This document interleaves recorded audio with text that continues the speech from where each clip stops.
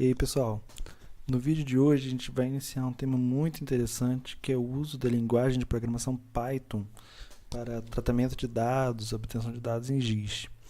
E hoje nós vamos trazer um exemplo que é obter dados da posição dos ônibus no Rio de Janeiro, que são disponibilizados por uma API em REST. Então, já aproveita que você está aqui nesse vídeo, já se inscreve aqui no canal, ativa o sininho para receber as notificações, já dá o seu like aí, que dá uma incentivada no canal. E aproveita o espaço dos comentários aqui para fazerem perguntas, dúvidas que vocês ficarem, sugestões de novos temas de vídeo. E vamos para o vídeo aí depois da intro do canal.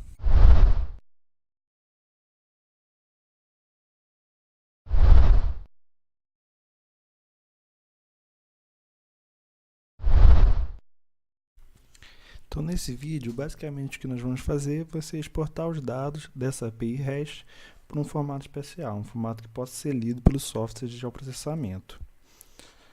E é bom a gente entender um pouco o contexto. Então, qual que é o contexto que a gente criou esse vídeo?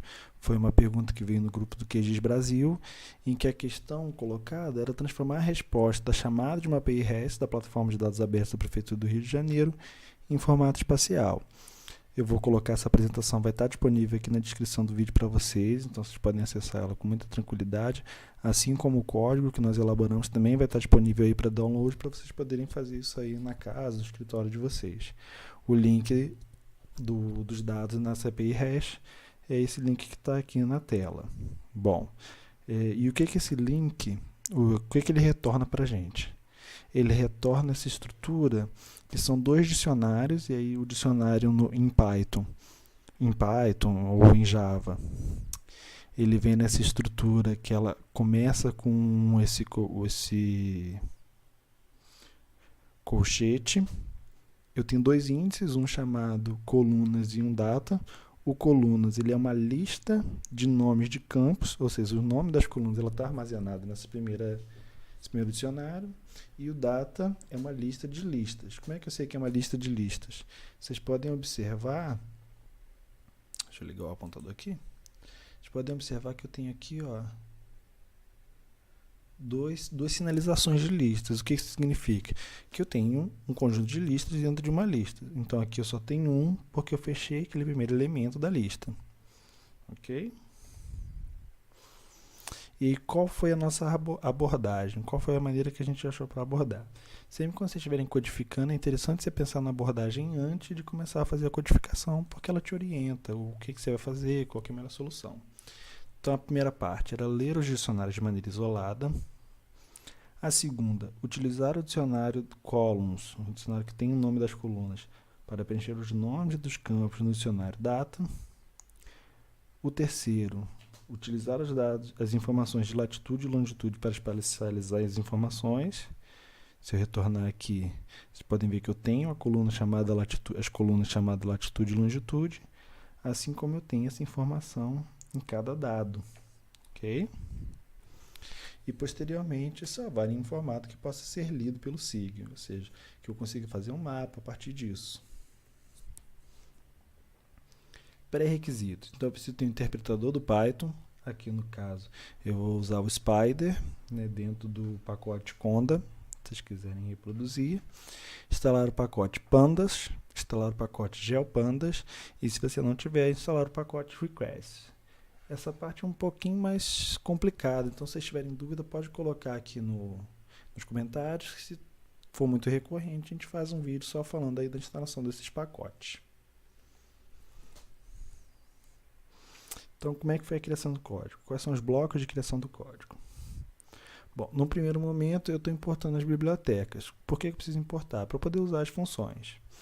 Então, as bibliotecas que eu estou usando é a Pandas, e aí eu estou chamando ela de PD, a Requests, a GeoPandas, e quando eu instalo a GeoPandas, uma das bibliotecas dos requisitos que ela tem essa Shapely. Então, eu vou usar da biblioteca Shapely, da função Geometry, apenas a função Point. Não preciso carregar tudo, e a Web Browser. Então, aqui no segundo momento, eu vou definir a minha saída, que está sendo salvo nessa pasta D, como teste dados 3 shape. fazer a requisição daquela página que eu mostrei para vocês. Então, eu vou armazenar o resultado daquela página como uma variável, transformar ela em JSON, para que eu possa ler com mais facilidade. Aí aqui, eu vou transformar esse X, né, essa transformação que eu fiz em JSON, em um data frame do Pandas, e vou ler apenas o dicionário colunas, ou seja, eu vou ter aqui um data frame apenas com o nome das colunas, e outro data frame eu vou armazenar os dados, ou seja, eu vou ler aquele segunda lista de listas, no caso, com os dados em si. Num terceiro momento, nós vamos renomear a variável dados, que foi onde nós armazenamos o que veio do dicionário do data, ou seja, ali estão todos os dados, mas sem o nome específico das colunas. Então, eu vou renomear a partir do meu dicionário colunas. Então, eu vou pegar os nomes que estão lá e vou jogar nos seus dados respectivos. Aqui eu vou criar a geometria, ou seja, vou usar uma função de point, em que eu vou fazer o xy a partir dos dados de longitude e latitude. Isso aqui é sempre muito importante a gente lembrar. Sempre quando a gente está falando de dados em coordenadas geográficas, em dados que estão referenciados num sistema global, que estão dados em graus, que não são planimétricos, né? A gente está falando de longitude e latitude se a gente pensar em termos de x e y. Se eu fosse pensar latitude e longitude, eu estaria falando de yx. Então, longitude sempre eixo x, latitude sempre eixo y. Nessa linha, eu estou tirando os atributos de latitude e longitude, porque eu já os usei para espacializar, então eu não preciso onerar a minha tabela mantendo aquele dado. Se vocês quiserem manter, vocês podem simplesmente comentar essa linha. Crio um atributo para armazenar o sistema de referência, no caso, aqui nós estamos usando WGS84, que eu acredito que seja o sistema de referência utilizado a partir das coordenadas dadas, né? E eu crio aqui um GeoDataFrame do GeoPandas, em que eu vou utilizar os dados, como eles estão agora, ou seja, já sem latitude e longitude, o sistema de referência e a geometria igual aqui a geometria que a gente criou dos pontos.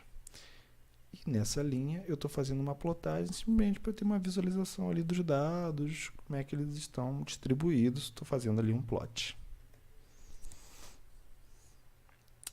Por fim, eu crio aqui um out, uma saída, né? Falo para ele salvar naquele caminho que eu disse lá do output e exibo uma mensagem final para o usuário.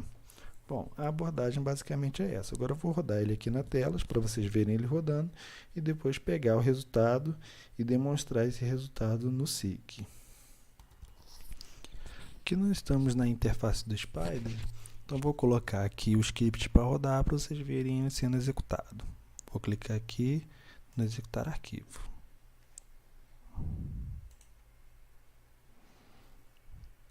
Me deu um aviso aqui, mas não tem problema. Bom, aqui ele fez o print. Vocês podem ver os dados aqui distribuídos pelo Rio. E deu o print. Agora nós vamos adicionar na tela do QGIS. Vir aqui no gerenciador de vetores. Vetor. Vou navegar lá até o caminho onde nós deixamos.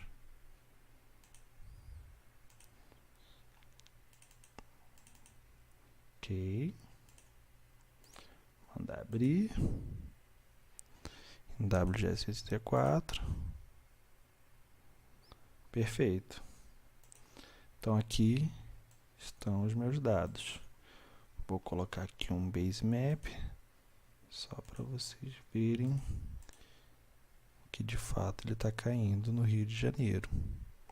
Só um momento.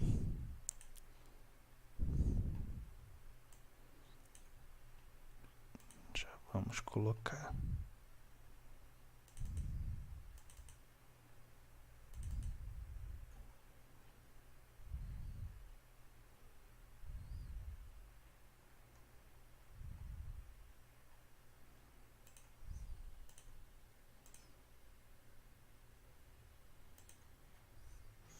Então, vocês podem ver aqui, os dados estão do Rio de Janeiro. Eu posso identificar aqui